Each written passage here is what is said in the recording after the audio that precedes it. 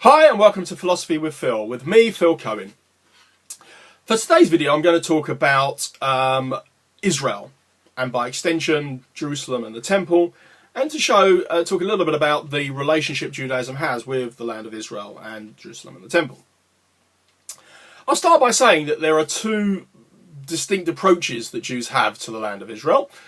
There is the more emotional, passionate relationship people have. Even secular Jews that keep next to nothing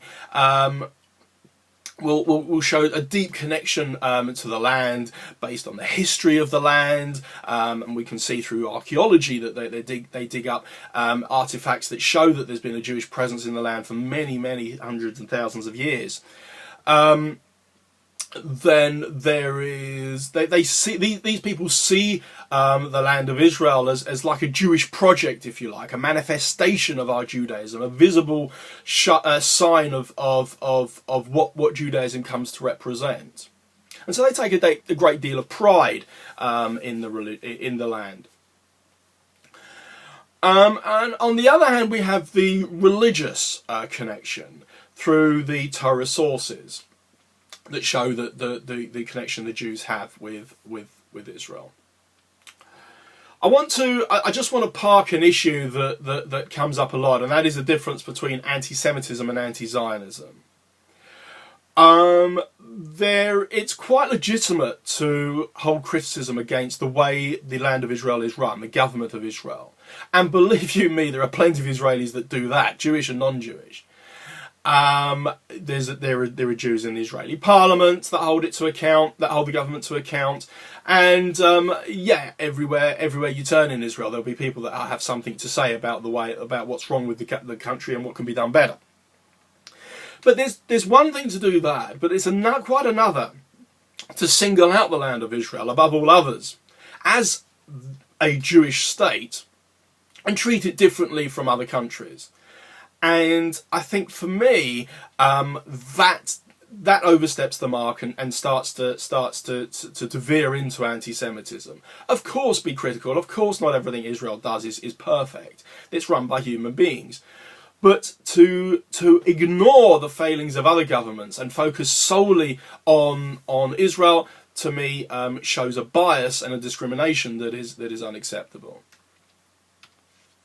So let's look at the land of Israel and its role in Judaism from a religious perspective. Judaism is the only religion that lays claim to a plot of land. Okay, other religions have holy sites where they believe miraculous or spiritually significant events happened, but they don't lay claim to actually owning those plots of land. In fact, we see in many other religions that they claim that they support our view that the Jews have a claim to the land of Israel. The land of Israel has an inherent holiness, an inherent kedusha, as we call it in Hebrew, that other areas of land just simply don't have. We see this in Deuteronomy chapter 12, where it shows how Israel is to be treated differently from other lands, and that there are laws that apply to Israel that don't apply outside of the land of Israel. There are agricultural laws, for example, that apply in Israel that don't apply elsewhere. Israel derives that holiness from the site of Jerusalem, but specifically what we now call the Temple Mount, where we have the Dome of the Rock. The Dome of the Rock, or the rock that is in the Dome of the Rock, in Judaism is called Even Shasir. It is the stone that comes up a lot in the Bible, in the Torah. We see it's the stone that Cain and Abel offers their sacrifices up on. It's the site on which Abraham was told to go and take his son to, Isaac to. And it's the stone at which Jacob has his famous dream, where he sees the ladder and the angels going up and down. That stone, Jacob there, after that dream, identifies in Genesis chapter 28 as being the site of the temple and having a specific holiness that nowhere else has.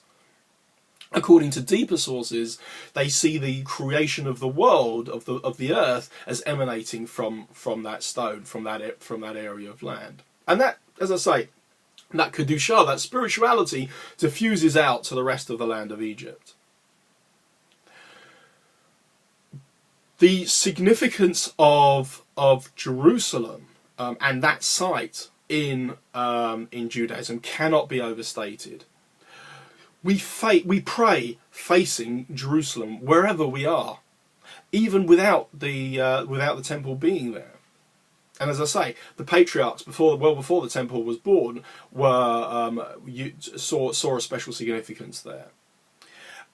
We see this from the Gemara, the Talmud, in Brachas chapter 30, where it quotes from the first book of Kings, chapter 8:44. We also see Daniel, for example, also chapter 6, verse 11, praying facing towards the temple, towards the site of Jerusalem. And we, when we build our synagogues today, orientate them so that they're facing towards the site of the temple, towards the site of Jerusalem. The role of the temple itself in Judaism, again, is difficult to overemphasize. Obviously, unfortunately, we don't have the temple at the moment. But in terms of the oral law, somewhere between a third and a half of the Talmud, the tractates in the Talmud, are dedicated to some aspect of temple service. We have two whole orders of the Mishnah, 2 out of 6, that deal with the service in the temple and the ritual impurity of those who couldn't go into the temple, and the conditions that would preclude someone from serving in the temple or going to the temple. The destruction of the temple cannot be, again, it was probably one of the most significant events in post biblical Judaism, if you like. It completely changed the way Judaism was being practiced, and it's easy to see why the day of Tisha B'Av, which commemorates the destruction of the temple, and the 3 weeks preceding that, is commemorated as a period of mourning still to this day, because we do believe that all of the tragedies and the calamities that have befallen the Jewish people since then have their root cause in the destruction of the temple. So let's talk a little bit about Israel itself. Israel is a tiny plot of land. Most of it, before sort of 70, 80 years ago, was desert. But it's been probably one of the most contested plots of land in history. It was, as the Middle East is, a gateway between the East and the West. For merchants, it was very important. And yet the land of Israel itself is only, 1/6 of 1% of the whole of the Middle East. It's roughly about half the size of Lake Michigan in America. Jerusalem itself is one of the oldest cities in the world.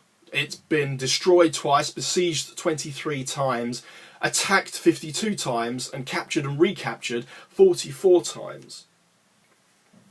And yet we find, I'm happy to say it, that Jews have been the only people that have been able to really prosper in the land of Israel. We find that even when the Israelis have given over land to its neighbours, they've struggled to make anything of it and to cultivate it or to irrigate it in any meaningful way. Israel was the land that was promised to Abraham, to Isaac, and to Jacob. And that is specifically laid out in the Torah. Jacob himself has his name changed to Israel. That's where we get the name of the land from. And we are called the children of Israel as a result of that. We're not only the children of Jacob, which we are genetically, which is fine, but we're also the children of the land of Israel. But also Moses, at the burning bush, was told that yes, he was to take the children of Israel out of Egypt and to Sinai to receive the Torah and to get that revelation from God.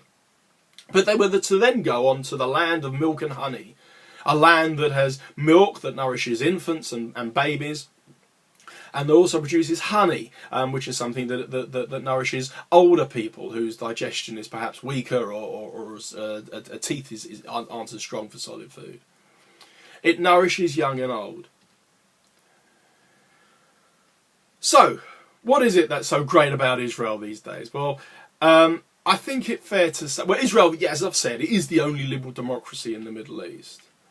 But its survival, perhaps, is, I would say, one of the most significant, miraculous events of the last, I don't know, 100 years.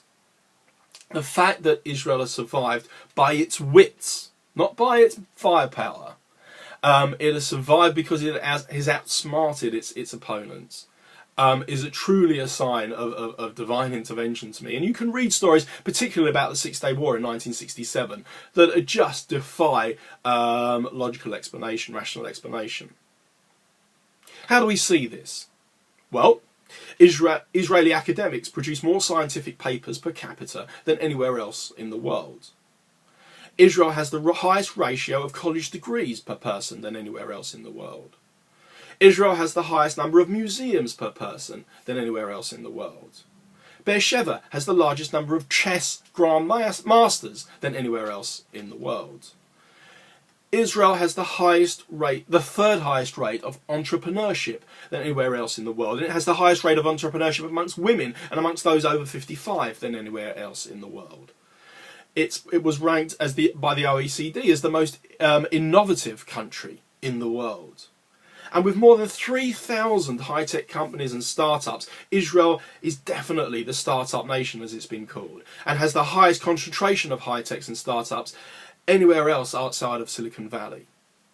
We find that Microsoft has more employees in Israel than it does per capita anywhere else in the world, and Intel has the largest research facility in Israel outside of Silicon Valley. It's a country that is just going places. Its positivity, its vibrancy, its diversity, its embracing of the positive, it's looking to the future. It's a country that really wants to go places. And we see that in almost everyone we meet there. It's that free-thinking, go-getting spirit that overcomes adversity, and as I say, will use its wits to get to the next step, and its determination to be best at what it does. I'll end with a prayer that we say at the end of our Amida and the end of our Grace After Meals, and a prayer that holds dear to us all. I say Shalom Bimromov. He who makes peace, Bimromov. Morom is another name for one of the types of heavens that there are, one of the 7 heavens that there are. Hu Yaseh Shalom Aleinu V'al Kol Yisrael. May he make peace amongst us and amongst all of Israel. V'imru Amen. And let us say Amen. Shabbat Shalom, and thanks for watching.